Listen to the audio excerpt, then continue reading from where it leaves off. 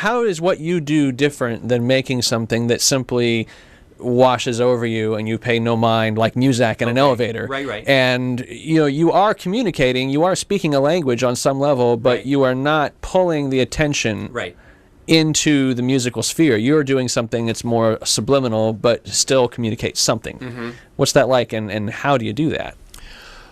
And also, what I was I was getting from your question too is, how does that differentiate from, if you're so subtle, are you, do you have substance, and I like to think that it's my choice of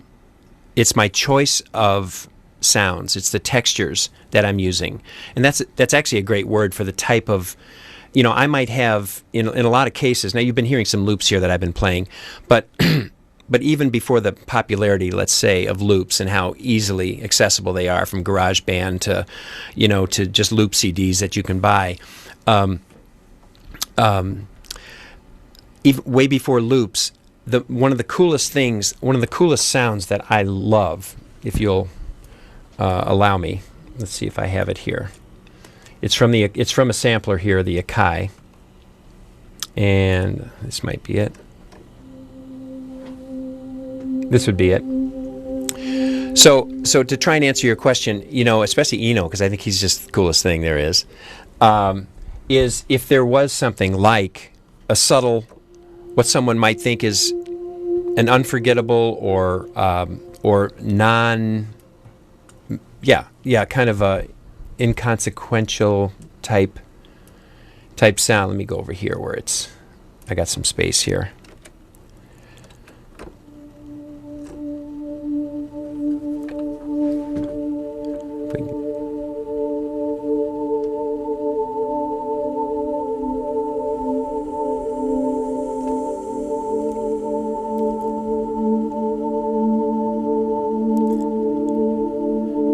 Now, maybe for our listeners and viewers, they may not have had the patience to deal with that. To me, that's heaven. I love that. And that is an example, that's an example of how I would stay in the background. And while most people might think that this might just be inconsequential and not important, I would want to perhaps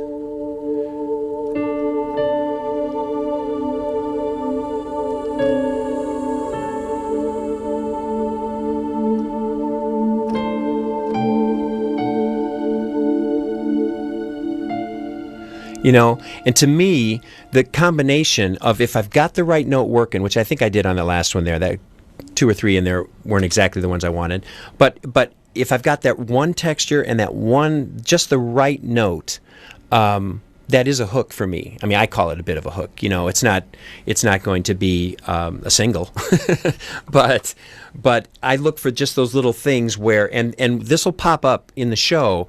That's the other issue, is I've got to make sure that a little subtle thing like, just that little half-step fall or something like that, that it's in the perfect spot. And that's really what's so exciting about what I do, is just, and why every show is different, every script is different, and Bill's delivery, Perhaps it, maybe not to everyone, okay, here's another cold case, it's about crime, and Bill's got that great voice, might be all they're hearing. But to me, every little nuance is different, and when I hear, when I have the room, and oftentimes, and of course this is what's discouraging to young composing dudes, is what? I have only 2 or 3 seconds to be up full, you know what I mean? Well, yes, in some cases. I must say, I long for some more New Explorers and the kind of shows where we head off in a vehicle, and I have 10 to 12 or 13 seconds to establish a theme for that particular hour. And I love it. I can play a few of those for you, too. That's not the case here in Cold Case, or in some of these newer, you look at any shows on television that are reality-based, which is most of even A&E has gone so reality now, that it's all about dialogue, and it's about check, and the chatter between what's happening and this and that. And basically, on a lot of these shows, I'm hearing nothing but a kind of a hard rock music track underneath, which to me could be chosen not to be mean, but I'm just saying, it's like it could be chosen from a music library. You know, I have walls of that too. You know, if I ever need to go to a music library, pull a cut, a hard rock cut, play it, and that's unfortunately what you're kind of hearing under a lot of this reality-based television now. So this will always, to me, be a craft that that I'll admire and truly do admire in a number of composers. My favorite, if you're interested, is his name is Sean Callery from 24. Fabulous soundtrack on 24. Just absolutely love it. And of course, Michael Giacchino, if I'm saying that right, and he was Alias's composer and now doing Lost. Just some of the, just some of the greatest ideas of 24 especially is neat because he kind of does what I love to do, and he'll just hypnotically take you into a rhythm and into a bit of a loop, whatever. But then, boom, he'll bring in some of this incredible. If I can I show you something real quick here? For example, let's take a. I think I have a loop right here. Okay, just a loop from the expand thing here. All right, and then, but let me locate my.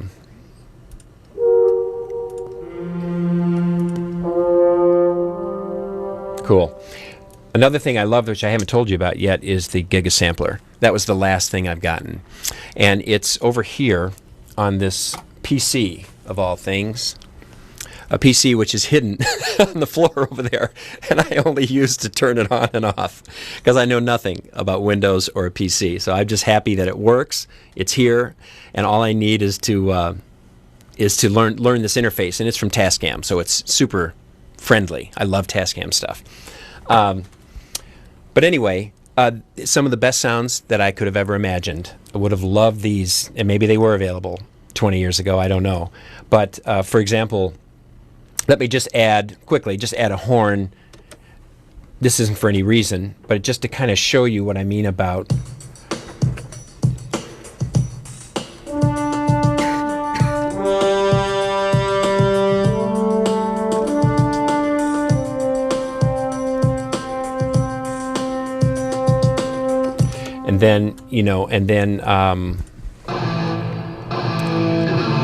and then actually I could see the 20, something might kick in there.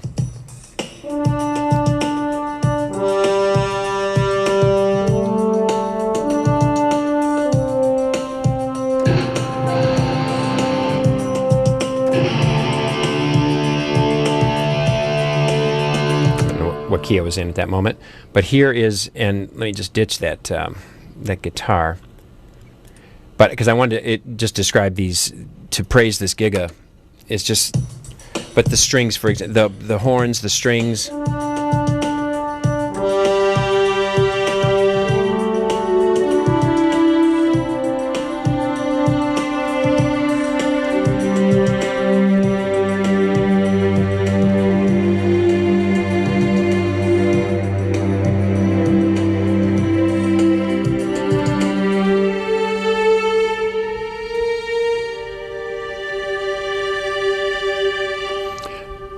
So combining loops, synthesized, cool, great stuff. Indigo is another cool program that I have. I can just show you that interface real quick, but it's also a favorite. Let me see here. There we go. Indigo right here. Very, very cool. This is another, little arpeggiation thing, which gets. Which really kicks in a groove nicely for me, and I love this stylus, RMX. This is the one I was speaking of before, that that has just fabulous sounding loops. Oh, this is the one that was here. And it's 8-track too, and you can go in here, add effects, mixing, and and just create your own loops with RMX. It's just a great thing. So between that, GigaSampler with those fabulous strings and brass and lots of other cool things as well, that's kind of how I'm doing what I do.